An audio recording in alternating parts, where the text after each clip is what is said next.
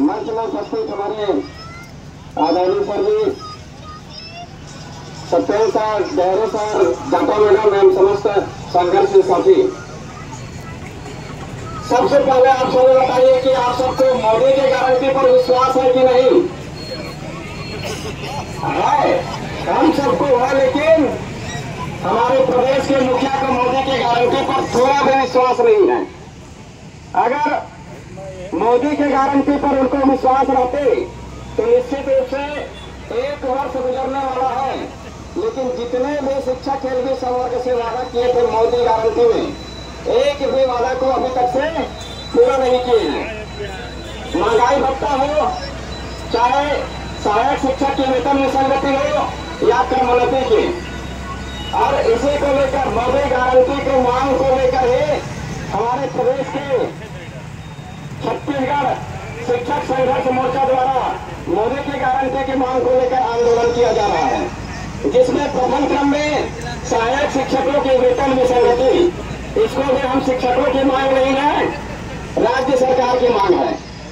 राज्य सरकार ने अपने मांग पत्र में लिखा था चुनाव के पूर्व हमसे वोट मांगने के लिए, इसीलिए उनकी मांग है और उसी की मांग को लेकर आज हम धरना प्रदर्शन आज 24 अक्टूबर के पूरे प्रदेश में कर रहे हैं। तो कहीं ना कहीं हम सब राज्य सरकार ने जो हमसे मांग किया था कि मुझको वोट दो, हमारी पार्टी को वोट दो और हम आपकी मांग को पूरा करेंगे, और उसी की मांग को लेकर आज शिक्षक संघर्ष मोर्चा द्वारा आंदोलन किया जा रहा है। और हम आप सबके माध्यम से पूरे प्रदेश के 35 जिलों में आज संघर्ष मोर्चा द्वारा आंदोलन किया जा रहा है, जिसमें मोदी के गारंटी में लिखा है उसी मांग को लेकर हम आंदोलनरत हैं। और उसमें प्रथम क्रम में मोदी की गारंटी को आप देखेंगे तो सबसे पहले लिखा है सहायक शिक्षकों की वेतन विसंगति दूर करेंगे, लेकिन आज तक उनके बारे में उनके द्वारा विचार ही नहीं किया गया है। दूसरे महत्वपूर्ण मांग हमारे से किए थे कि आप हमको वोट दो और मैं पूरे शासकीय कर्मचारियों के लिए क्रमोन्नति वेतनमान लागू करूंगा, लेकिन आज तक उसके संबंध में किसी भी संगठनों से चर्चा नहीं हुआ। और सबसे महत्वपूर्ण मांग उन्होंने हमसे किया था कि अगर मैं सत्ता में आते हूं या हमारी पार्टी सत्ता में आती है तो केंद्र के समान हम महंगाई भत्ता देंगे और जितने भी देर राशि है महंगाई भत्ता को उसको तत्काल पूरा करेंगे। लेकिन आज 9 महीना 10 महीना उसके बाद अब 1 साल बीतने वाला है। महंगाई भत्ता तो 2 बार बढ़ाए, लेकिन दोनों बार सबको पता है कि देय तिथि से नहीं देकर राज्य सरकार द्वारा देने वाले तिथि से दिए हैं। अब वो देय तिथि का मतलब क्या समझे, हमको अभी तक से समझ नहीं आया। क्या जुलाई का जनवरी का वेतन अक्टूबर से दे है कि जनवरी से दे है, शायद उनको समझ नहीं आया। हमारे जो कलेक्टर महोदय थे तत्कालीन O.P. चौधरी जी, उनको भी समझ नहीं आया होगा, इसीलिए क्योंकि वित्त मंत्री अभी वही है, इसीलिए उनसे भी लगातार चर्चा हुआ संघर्ष मोर्चा द्वारा कि महंगाई भत्ता देय तिथि से, लेकिन देय तिथि के मतलब उन्होंने दूसरा समझ लिया और जिस दिन उन्होंने दिया वहीं से देना शुरू कर दिया। तो साथियों, हम सबकी मांग ये है तो सबसे पहले जो महंगाई भत्ता दिए हैं और पेंशन है उसे लेकर समस्त कर्मचारियों को देय तिथि से दिया जाए, जिस दिन से केंद्र सरकार ने महंगाई भत्ता घोषित किया।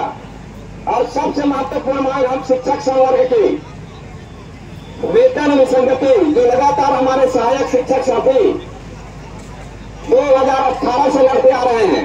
अब हम सब निश्चित रूप से एक साथ मिलकर एकजुट होकर संघर्ष कर रहे हैं, तो आने वाला समय वेतन विसंगति दूर कराकर ही रहेंगे। दूसरे महत्वपूर्ण जितने भी हमारे साथी अभी क्रमोन्नति के दायरे में आ रहे हैं, जिनका पदोन्नति नहीं हुआ है, ऐसे साथियों के लिए राज्य शासन क्रमोन्नति वेतनमान जो अपने घोषणा पत्र में रखे हैं उनको दिया जाए। साथ ही साथ सोना साहू जी के प्रकरण, आप सबको पता होगा, एक मैडम है सोना साहू, उन्होंने कोर्ट में डबल बेंच से जीत कर आए हैं, लेकिन राज्य सरकार सुप्रीम कोर्ट जाने की तैयारी कर रही है। और संघर्ष मोर्चा द्वारा लगातार 2 बार सरकार से मिलकर मांग किया गया है कि आप सुप्रीम कोर्ट जाने के बजाय आप अपने घोषणा पत्र में जो लिखे थे समस्त कर्मचारियों के लिए क्रमोन्नति वेतनमान, तो हमारे लिए तो कोर्ट ने आदेश कर दिया, आप भी शासनादेश सुप्रीम कोर्ट जाने के बजाय करिए।